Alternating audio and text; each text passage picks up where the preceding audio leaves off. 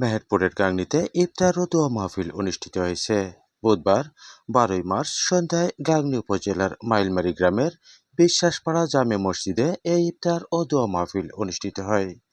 মাইলমারী গ্রামের বিশিষ্ট সমাজসেবক মরহুম হাজী মোহাম্মদ ইউনুস আলী বিশ্বাসের পরিবারের সদস্য কর্তৃক মরহুমের ৫ম মৃত্যুবার্ষিকী উপলক্ষে এই ইফতার ও দোয়া মাহফিলের আয়োজন করা হয়।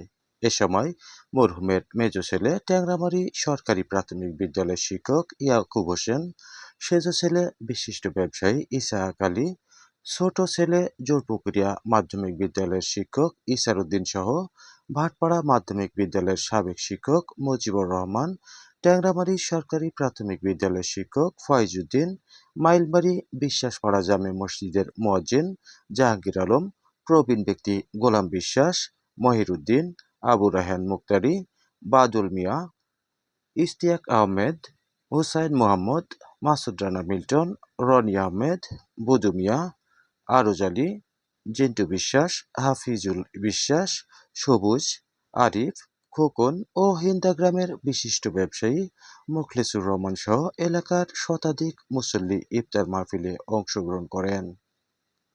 ইফতার মাহফিলে দোয়া ও মোনাজাত পরিচালনা করেন মাইলমারী বিশ্বাসপাড়া জামে মসজিদের পেশ ইমাম ও সাহেবনগর মাধ্যমিক বিদ্যালয়ের শিক্ষক মাওলানা নোকলেমুর রহমান। এ সময় রমজানের তাৎপর্য তুলে ধরে আলোচনা করা হয়। একই সাথে রোজাদারদের রোজা যাতে কবুল হয় সে বিষয়ে মোনাজাত করা হয় এবং মরহুম হাজী মোহাম্মদ ইউনুস আলী বিশ্বাসের মাগফিরাত কামনায়ও বিশেষ মোনাজাত পরিচালনা করা হয়।